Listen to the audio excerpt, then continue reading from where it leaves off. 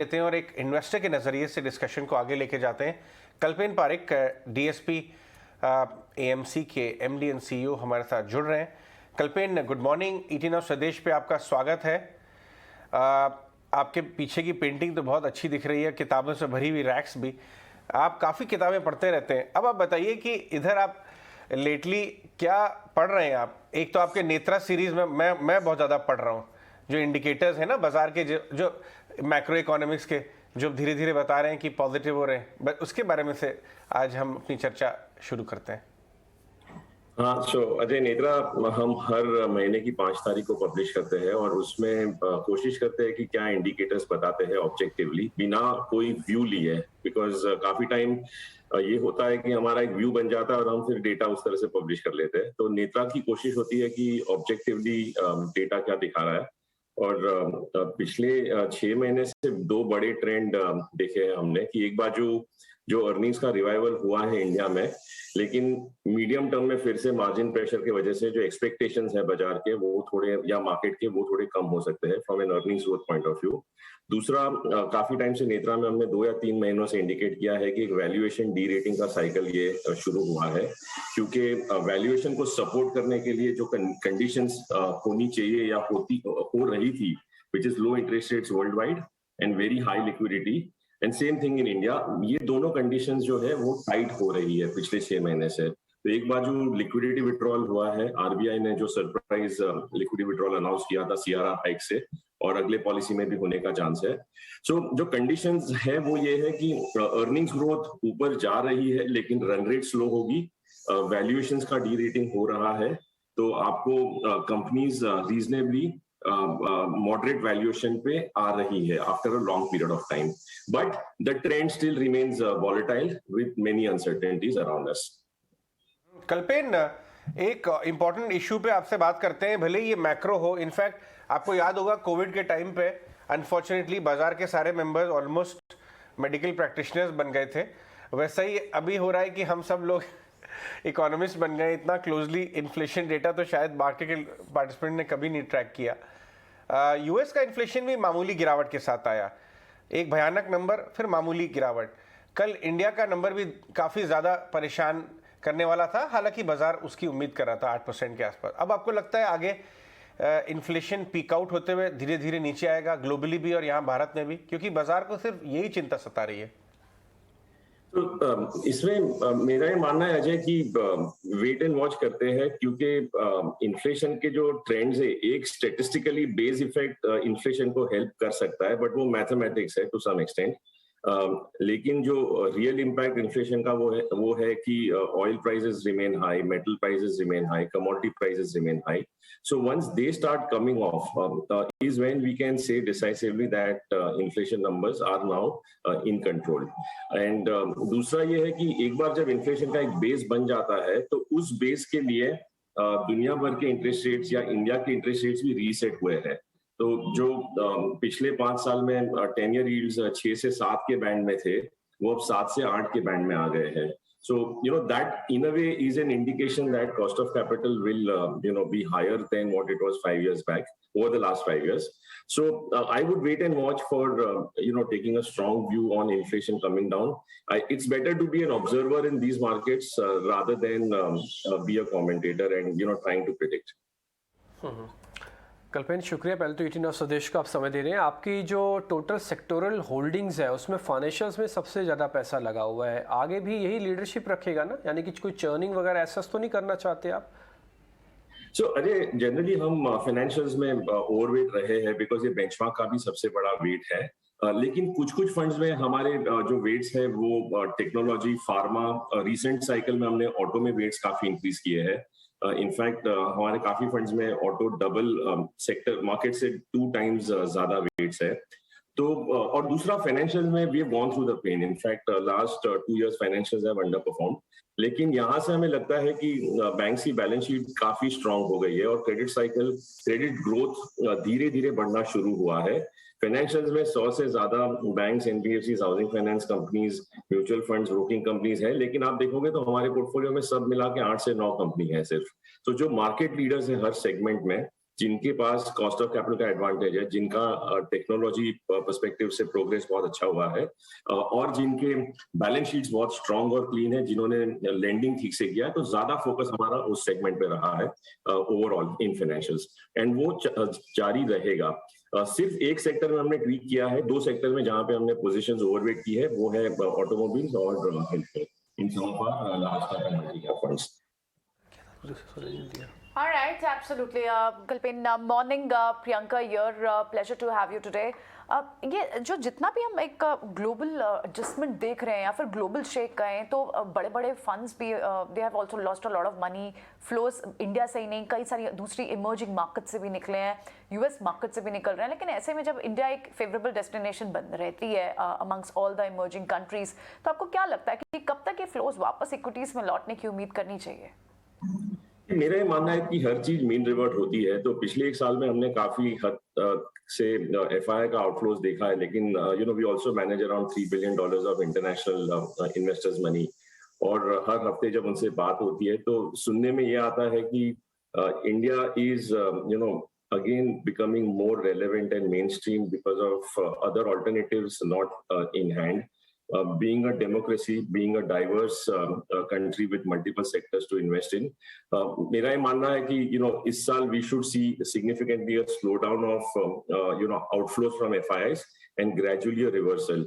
We are in talks with a few international clients where it is very likely with some more price correction in जिन companies में हमें confidence है और अगर उनके prices थोड़े नीचे आए तो we are hopeful that some of this money will start coming back wherever we are doing advisory conversations. तो मेरा ये मानना है कि एक मीन रिवर्जन होगा फर्स्ट राउंड में, जहां पे वैल्यूएशन ज्यादा थे जो इंडिया के थे, जहां पे एग्जिट्स इजी थे बिकॉज लिक्विडिटी इंडिया में अभी भी ठीक ठाक है, तो FIIs have withdrawn lot of money from India. लेकिन यहाँ से जब मीन रिवर्जन होगा तो India will be a big beneficiary, क्योंकि वैल्यूएशंस कम हो गए हैं, अर्निंग्स प्रोफाइल इंप्रूव हुई है, गवर्नमेंट के जो एफर्ट्स और स्टेप्स है वो बहुत ही सेंसिबल और लॉजिकल है for many sectors to show stable earnings growth. तो matter of time, but we should see hopefully good news on that front. Right कल्पिन, एक और दूसरी बात ये निकल के आ रही है कि डोमेस्टिक इन्वेस्टर्स का फ्लो बहुत स्ट्रांग रहा अभी तक। एक तरफ तो लोग ये कहते हैं कि जब तक डोमेस्टिक इन्वेस्टर्स का फेथ इंडियन मार्केट में हिल नहीं जाएगा पूरी तरीके से, बाजार बॉटम नहीं होगा। दूसरी तरफ लोग ये कह रहे हैं कि डोमेस्टिक इन्वेस्टर्स का इस बार स्ट्रक्चरल शिफ्ट हो रहा है नॉन प्रोडक्टिव एसेट्स से फाइनेंशियल एसेट्स की तरफ, उसके फेवर में, इक्विटीज के फेवर में। एफडीज 3.5% नेट और टैक्सेस रिटर्न देते हैं, रियल एस्टेट में पैसा फंस जाता है, मामूली रिटर्न। तो लोग स्ट्रक्चरली शिफ्ट हो रहे हैं, इसलिए हमने देखा कि 8-9 महीने की एफआईआई सेलिंग को डोमेस्टिक मार्केट्स इन्वेस्टर्स ने एब्जॉर्ब किया। एक मामूली गिरावट आई इस बार, एसआईपी फ्लो 500-600 करोड़ कम हुआ 1250 जाके।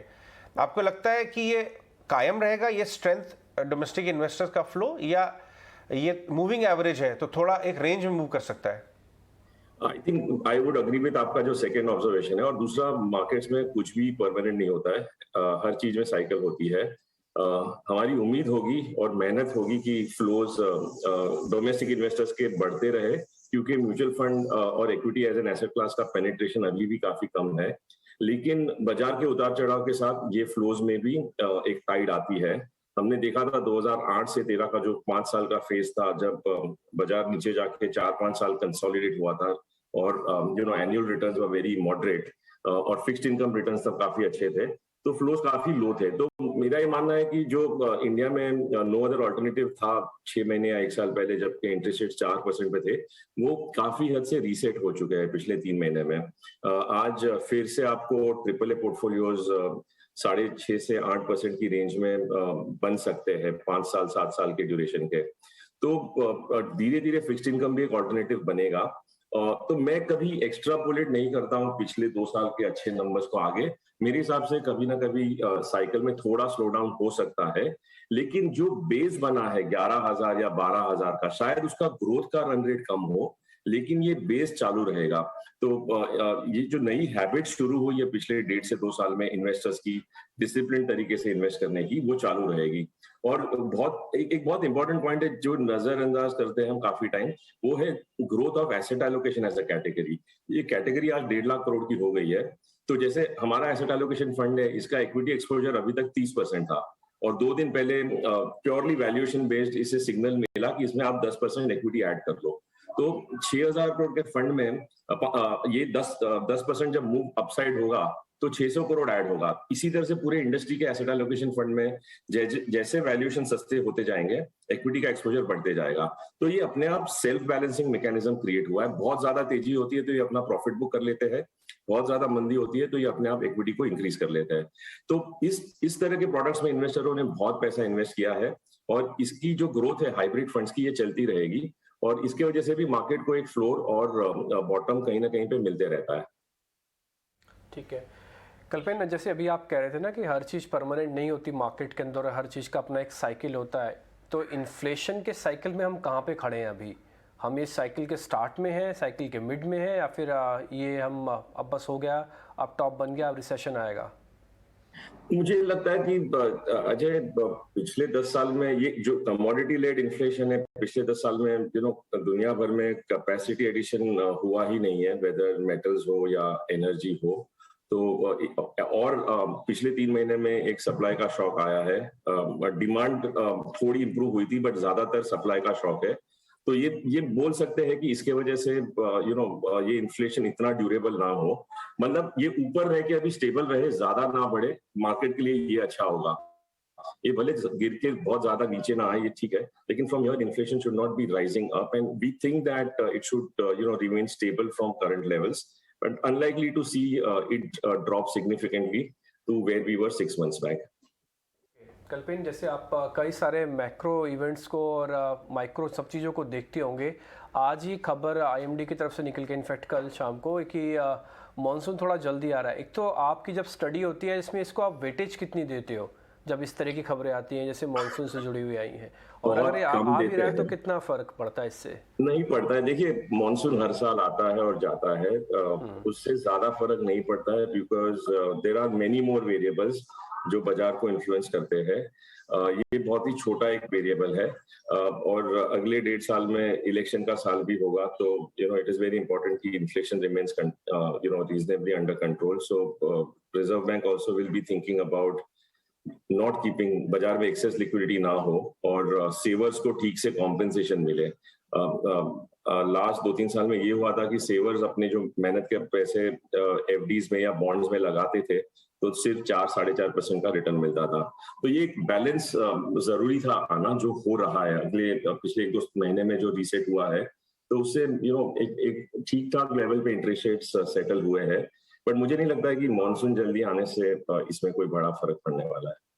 कल्पेन, आप जो है इंडस्ट्री में काफ़ी जानी मानी mid cap small cap scheme चलाते हैं, काफ़ी फेवरेट, वहाँ पे आप कैसे फ्लोज देख रहे हैं, और आपका small cap end of the market पे क्या व्यू है वैल्यूएशंस पे? क्योंकि कुछ समय पहले वो लार्ज कैप से प्रीमियम पे चले गए थे, उनमें एक री-रेटिंग मूव दिखा था, क्या और फिर करेक्शन काफ़ी अच्छा हुआ है वहाँ पे। इनफैक्ट हम देख रहे थे स्मॉल कैप एंड में 50% से ज़्यादा कंपनी 30-40% गिर गई हैं। क्या वहाँ वैल्यू आ रही है, क्या फ्लोज आ रहे हैं वहाँ पे? तो अजय, मेरा ये मानना है कि स्मॉल और मिड कैप जो सेगमेंट होता है ना, ये छोटी कंपनीज होती है या छोटे सेक्टर्स होते हैं, और इसलिए जब मैक्रो एनवायरनमेंट खराब होता है तो इनकी earning stability, business model stability, balance sheet की स्टेबिलिटी, ये सब हिलती है। तो जनरली स्मॉल और मिड कैप कंपनी स्मॉल और मिड ही रहती है, और कुछ कंपनी होती है 10 से 20% कंपनीज जिनके पास अर्निंग्स पावर होता है, अच्छी मैनेजमेंट, अच्छा बिजनेस मॉडल, वो हर साइकिल में, हर मंदी के बाद और स्ट्रांग उभर के आगे बढ़ती है। बट एट लार्ज ये कैटेगरी जनरली वॉलेटाइल रहती है। पिछले 4 साल में आप देखोगे स्मॉल कैप इंडेक्स का रिटर्न 0 ही रहा होगा, लेकिन small cap fund, whether DSP का हो या इंडस्ट्री में और भी किसी फंड का हो, जिन्होंने इस पूरी कैटेगरी से 15 से 20% अच्छी कंपनीज को परख के चुना है और साथ में बिल्ड करके रहा है, वहां पे इन्वेस्टर्स को काफी फायदा हुआ है। तो जैसे आपने बताया, बहुत सारे स्टॉक्स 50 से 60% गिरे हैं, लेकिन स्मॉल कैप फंड्स की एनएवी पीक से शायद सिर्फ 15 या 20% गिरी है। तो ये आपको बुरे समय में पता चलता है डिसिप्लिन की वैल्यू क्या है, क्वालिटी की वैल्यू क्या है। हमें आज कल ही हम बात कर रहे थे हमारे स्मॉल कैप और मिड कैप के जो 3-4 फंड मैनेजर और एनालिस्ट हैं, उनका ये मानना है कि अभी भी अच्छी कंपनीज हैं अलग अलग सेक्टर में, जहां पे वैल्यूएशंस आज भी 13 से 15 टाइम 1 साल बाद के अर्निंग्स पे अवेलेबल है, और हम कोशिश करते हैं स्मॉल कैप में, नॉर्मली हमने एनकरेज किया इन्वेस्टर्स एसआईपी के जरिए इन्वेस्ट करें, ज्यादा तक लमसम ना डालें, क्योंकि वॉलेटिलिटी हमेशा ज्यादा रहती है इसमें। इन स्टॉक्स में लिक्विडिटी कम होती है, तो जितना हमारा पोर्टफोलियो ब्रॉड बेस्ड हो, हमारे इन्वेस्टर्स भी बहुत ज्यादा स्प्रेड आउट हो, हम कोशिश करते हैं कि एसआईपी ज्यादा प्रमोट करें। और मैं आज भी यही कहूंगा कि भले 15 से 20% का करेक्शन हुआ है, लेकिन एसआईपी ही बेहतर तरीका है स्मॉल कैप्स में इन्वेस्ट करने के लिए।